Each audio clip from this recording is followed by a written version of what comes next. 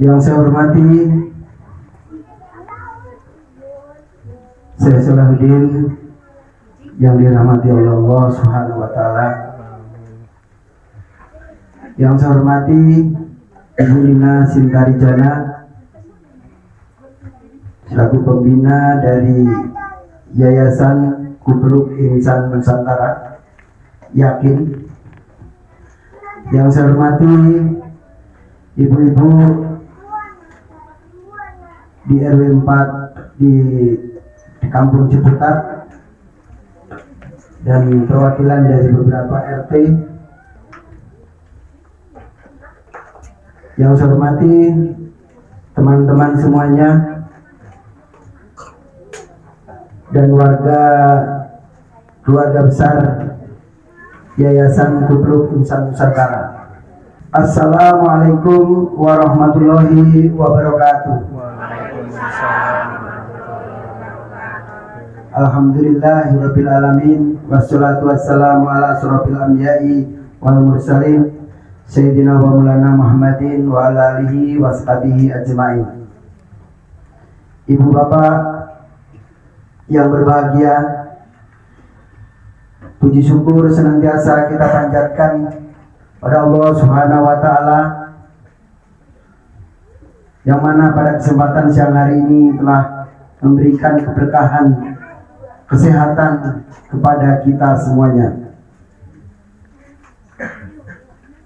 Walaupun di dalam kesibukan kita, terutama di desa Ciputat ini berbarengan dengan acara Agustusan, jadi ibu-ibu meluangkan waktunya untuk menghadiri undangan yayasan. Ibu bapak yang berbahagia, pada kesempatan siang hari ini mengawali juga menyongsong bulan agung, bulan mulia nyaeta rayagung. Jadi bulan anu agung sarana. Insyaallah sing agung berkah oge kanggo urang sadayana. Ibu bapak semuanya, dihapunten ibu abdi campur-campur bahasana kumaha aya anu teu tiasa sudah acan. Aya anu di seberang, di wetan, di Palembang.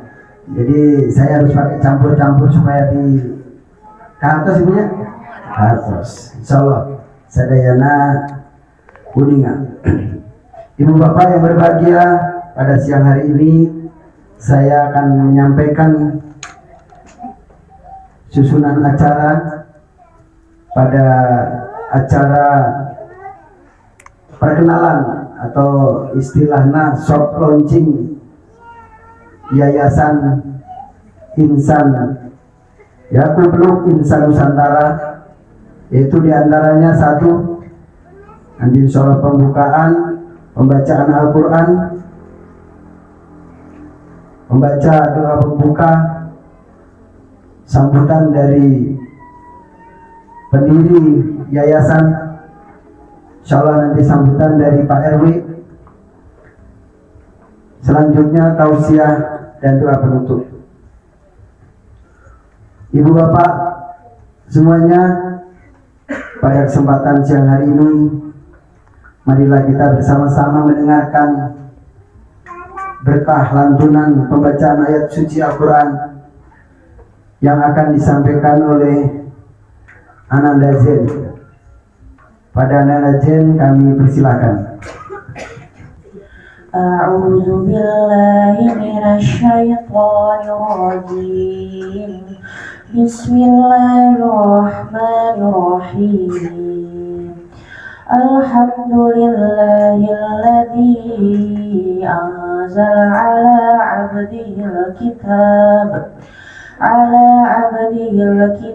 wa lam yaj'al lahu 'iwaja qayyiman liyunzira ba'san shadidan min ladunhu wa yubashshira al-mu'minina alladhina yaj'aluna as-salihati anna lahum ajran hasanan makithina fiha abada wa yunzira alladhina qalu ittakhadha Allahu walada Sadaqallahul aliyyul azim.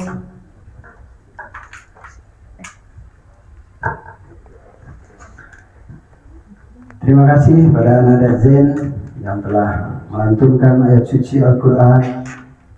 Semoga keberkahan senantiasa kita harapkan dan kita memohon senantiasa. Ibu bapak sekalian, untuk selanjutnya kami mohon untuk berkenan Syekh Salahuddin untuk menyampaikan doa pembuka ya, dalam hal ini diharapkan untuk semuanya mengamini bahwa tempat ini kita akan menggunakan untuk bersama-sama, untuk kegiatan bersama-sama ya, nanti akan lebih detailnya akan disampaikan oleh pendiri yayasan ini. Untuk doa keberkahan majelis ini kami harapkan untuk Syekh Salahuddin untuk menyampaikannya. Terima kasih. Ya khair. Tadi koreksi sedikit, bukan yaj'aluna, ya maluna. Ya, jadi salah bacaan. Ala kulli khair. Marilah kita berdoa sedikit. Mohon saya diikuti. Ala hazihi niyya walikulli niyatin salihah liiftah hazal bina li khairat fid dunya wal akhirah narju minallahi ta'ala al amna wal barakah wa rizqan thayyibah was salamah wa husnal khatimah fi akhiri ayatina bikaromatil Fatihah. A'udzubillahi minasyaitonirrajim. Bismillahirrahmanirrahim. Alhamdulillahirabbil alamin. Arrahmanirrahim. Maliki yaumiddin.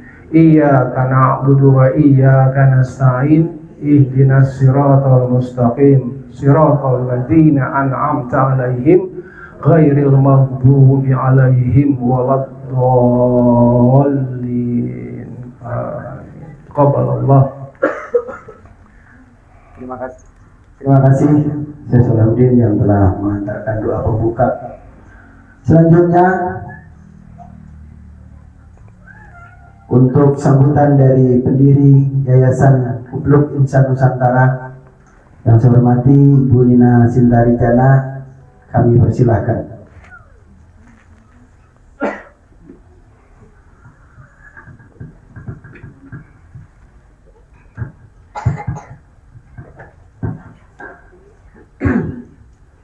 Bismillahirrahmanirrahim. Allahumma sholli ala Sayyidina Muhammad wa ala ali Sayyidina Muhammad. Assalamualaikum warahmatullahi wabarakatuh. Waalaikumsalam warahmatullahi wabarakatuh. Bapak Ibu sekalian, terkhusus saya memanggilnya Syekh kita ini Kang Din ya, karena beliau lebih suka dipanggil Akang. Ya, khususnya Kang Din, terima kasih telah memberkahi tempat ini, saudara-saudaraku semua ya, dari Yayasan Kupluk Insan Nusantara dan juga ibu-ibu dari RW 4 ya. Ini ada perwakilan RT-RT-nya berarti. RT 1 sampai 7 atau satu RT aja ini? Oh, satu RT. RT berapa ini? Oh, sayang sekali. Padahal harusnya saya pilihnya RT 1 sama RT 7 di bawah RW 4. Tapi nggak apa-apa, nanti diadakan lagi ya, di acara khusus ya. Jadi Bapak Ibu dan anak-anakku semua mungkin bertanya-tanya ya, apa sih sebetulnya Kupluk Insan Nusantara itu?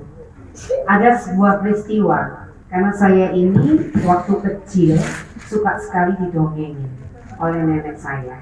Sampai SD kelas 6 saya selalu mendengarkan dongeng. Jadi akibatnya saya ini suka mendongeng. Jadi kenapa harus ada Kupluk Insan Nusantara? Jadi Kupluk itu bukan memeluk. Kupeluk itu kepanjangannya adalah Keluarga Peduli Pendidikan, ya, Insan Nusantara. Nah, ada sebuah cerita. Sekitar Juni 2006 itu putri saya umurnya baru 10 tahun ya. 2006 itu ada sebuah peristiwa yang menggegerkan Indonesia. Bukan hanya menggegerkan Bandung. Jadi di seberang rumah saya, ya, ada seorang ibu yang seusia saya. Waktu itu putra-putri saya 4, tapi ibu di seberang saya itu namanya, ya, nggak sebut saya nama lagi. Memiliki 3 putra usia 8 bulan, 4 tahun, dan 6 tahun. Yang 6 tahun itu adalah teman main sepeda putra saya. Kita semua nggak tahu, ibu ini nggak pernah ikut arisan, nggak pernah ikut pengajian. Suatu saat muncul berita yang menggegerkan karena ibu ini membunuh 3 anak laki-lakinya yang lucu-lucu itu. Mengapa dia membunuh? Membunuhnya dibekap pakai bantal. Pertama yang dibekap adalah yang 8 bulan, lalu kemudian yang 4 tahun setelah makan siang, dan ketika anaknya itu yang paling gede pulang sekolah, karena satu sekolah dengan putra saya ya di Zakaria, pulang sekolah disuapin, nonton TV, ngaji dulu sebelum tidur, setelah anaknya dikelonin tidur, dibekap pakai bantal. Kenapa? Ibu ini mengalami stres mendengar suara-suara karena dia sering berantem dengan suaminya. Kalau misalkan istri baca novel, suaminya mohon maaf ya, ustaz besar, ya, perpandang. Nanti dia ngomong ke istrinya, kamu baca novel aja, Quran gak tamat, kamu baca novel. Nanti dengar azan, anaknya nonton TV, gimana nih tanggung jawab kamu sebagai seorang ibu? Masa suara azan anak gak sholat? Padahal anak 6 tahun, mana ia dengar azan langsung sholat ya Bu ya? Anak-anak cucu-cucu saya juga nggak ada yang dengar azan sholat, ya kan? Nah, karena dia, maaf ya, begitu banyak konflik, akarnya itu ternyata konflik dengan pasangan. Sehingga dia merasa menjadi ibu yang gagal, lalu dia berhalusinasi. Dia mendengar suara, bunuh saja anak-anakmu ini. Karena kalau kamu tidak membunuh anakmu ini akan menjadi seorang yang gagal seperti kamu. Kamu kan gak ada gunanya. Lihat suami kamu juga bilang seperti itu. Ini salah, itu salah. Wahai para lelaki yang ada di sini, pelajarilah ilmu kesehatan jiwa perempuan. Ya, karena dia merasa gak berguna, sering dilecehkan dengan kata-kata. Ingat ya, suaminya itu di luar adalah direktur pembimbing haji dari sebuah institusi agama yang ngetop terkenal. Saya nggak bisa sebutkan. Dan kedua-duanya dari ITB, satu alma mater dengan saya. Begitu terjadi kasus pembunuhan, rumah di depan saya itu langsung penuh wartawan. Pak Ustadz ini langsung telekonferensi memanggil warga. Semua warga dikumpulkan. Dia mengaku dosa. Bapak dan Ibu sekalian, jangan ikuti jejak saya. Kalimat yang kau keluarkan kepada istrimu haruslah kalimat yang indah-indah dan memotivasi. Si ibu ini ya tidak tahu gejala depresi itu apa. Sang bapak juga tidak tahu gejala depresi itu apa. Padahal istrinya itu udah 30 hari tidak mandi. Ketika suaminya pergi, dia duduk di sudut ruangan, dia begini. Ada pembantu paruh waktu. Pembantu nanya, ibu kenapa? Enggak apa-apa. Kenapa Bu gorden ditutup? Kenapa? Saya dengar suara. Aduh berisik sekali. Suara apa Bu? Enggak ada. Ternyata suara itu terus. Awalnya apa? Konflik dengan pasangan. Jangan menganggap enteng ya kalimat-kalimat itu. Itu ngeri sekali. Nah, ketika peristiwa itu terjadi, karena saya sudah menjadi aktivis perempuan waktu itu, saya dipanggil oleh tetangga. Kebetulan kantor saya dekat dari rumah kan. Ibu Nina, itu Ibu Ani stres. Cepat Bu Nina segera dampingi. Akhirnya saya membawa ke Al-Islam. Di samping saya suapin. Matanya kosong, nggak mau ngomong satu patah kata pun. Ya, ternyata ibu ini, dari mana saya tahu bahwa ibu ini stres? Ya, suaminya tidak mau lagi masuk ke rumah itu, lalu dia menghibahkan seluruh barang-barang itu kepada warga.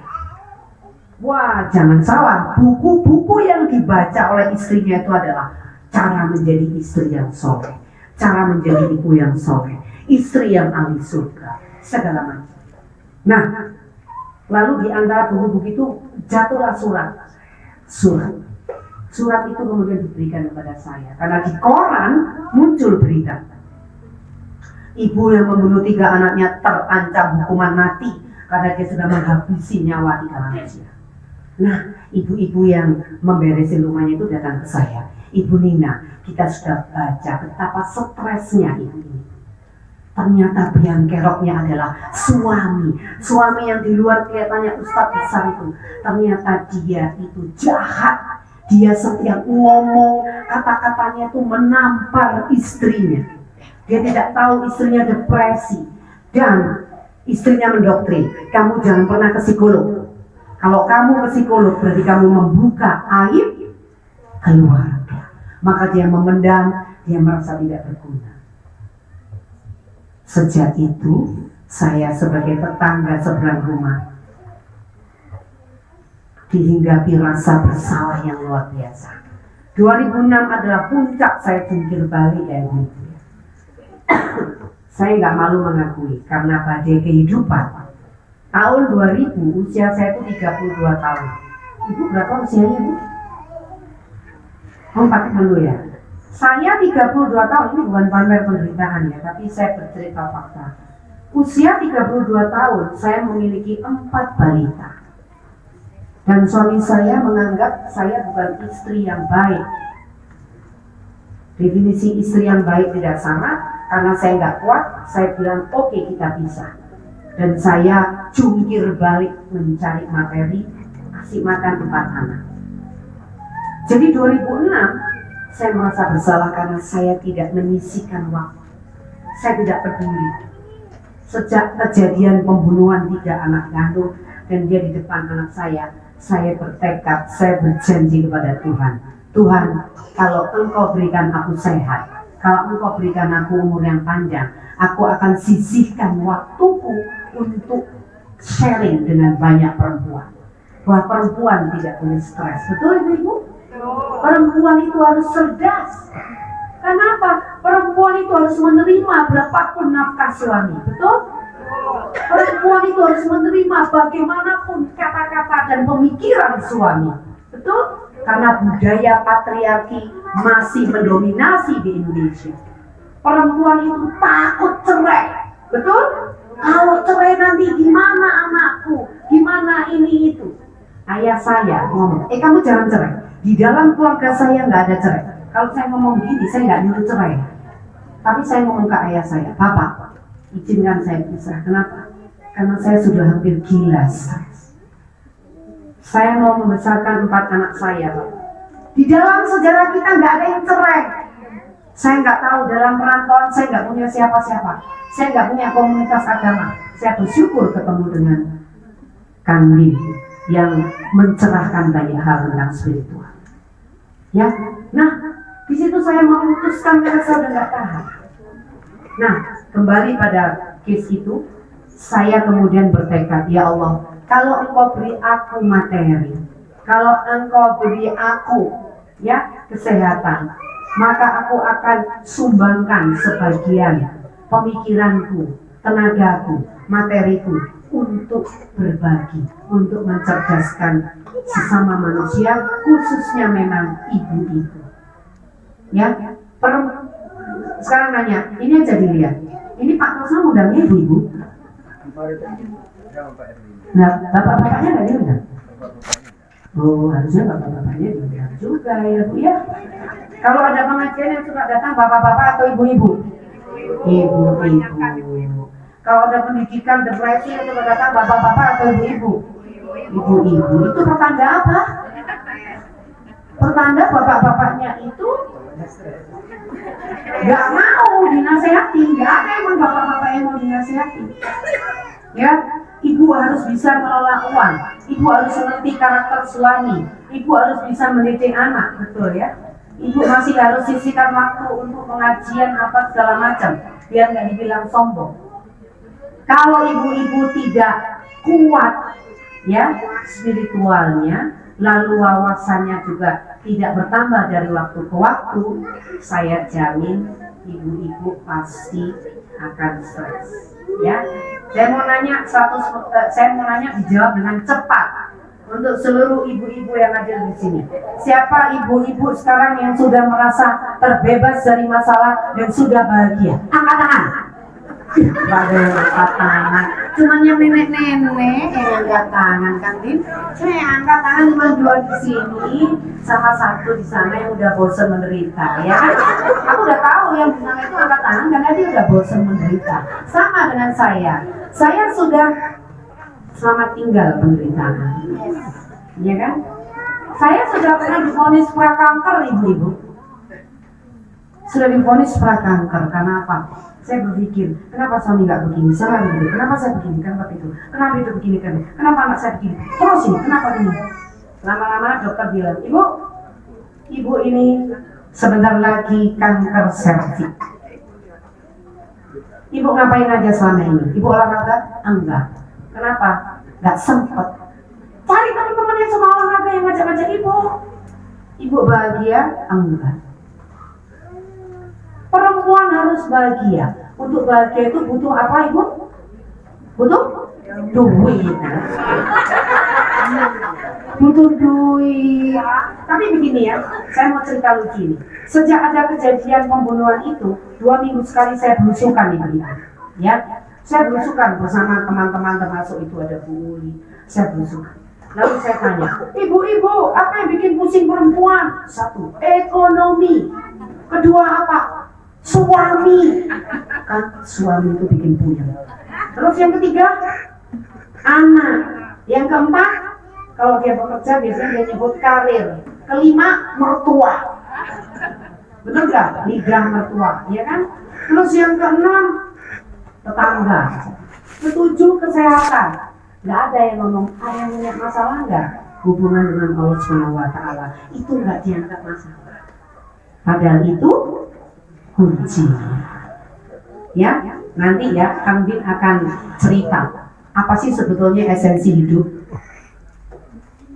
Di dalam Al-Quran itu diulang-ulang. Kalau kita hidup, sepanjang kita punya nafas ya pasti akan diberi soal ujian. Ada yang nggak mau ngerjain soal. Misalkan Pak Trasno, saya nggak mau Bu. Pasti Allah bilang, Trasno pulang kamu ke sana, ke akhirat.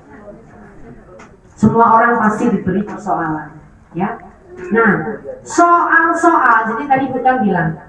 Jadi nanti kalian akan cerita untuk apa sebetulnya manusia itu hidup. Ada yang tahu Bu, untuk apa manusia disuruh hidup sama Allah? Untuk apa? Beramal, ya, enggak apa bagus. Ibu, untuk apa manusia diciptakan di muka bumi? Beribadah.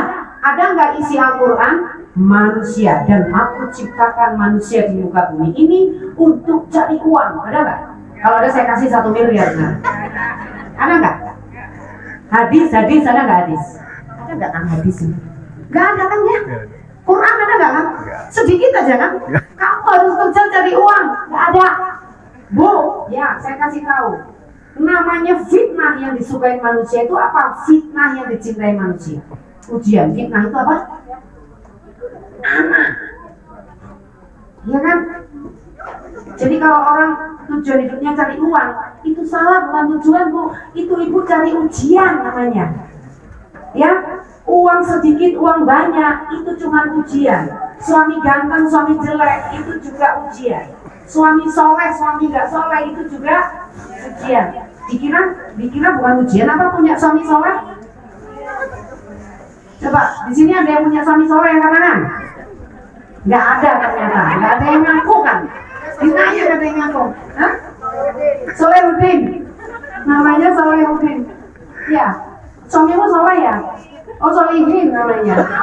Laki-laki angkat tangan, ada nggak yang mengaku dirinya soleh? Nah, kan dia cuma gini doang, tapi nggak berani. Gini kenapa nggak boleh semuanya gini? Ya kan? Ya kan, tolong dikasih tahu kan. Jadi kenapa nih? Kayak soleh gini. Siapa yang merasa belum soleh angkat tangan?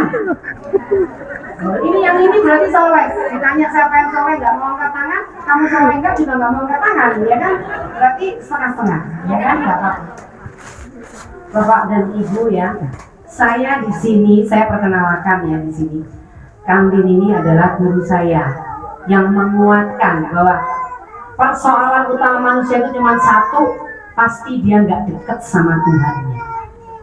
Ya, itu aja sebetulnya. Kalau yang itu beres, yang lain pasti beres.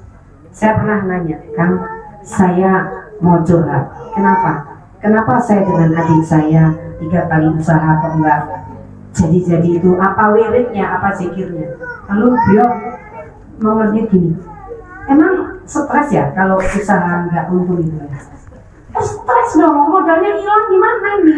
Kita serius ngadep bertiga sama adik saya. Ya ampun, saya kok enggak bisa jawab. Saya kata gitu, kenapa? Saya ini definisi stres saya bukan seperti ibu. Stres saya itu kalau saya lewat nggak tahajud. Stres saya kalau sholat saya dulu, salah nanya nih, salah diskusi nih, udah salah, nggak pernah lagi saya nanya soal materi gitu.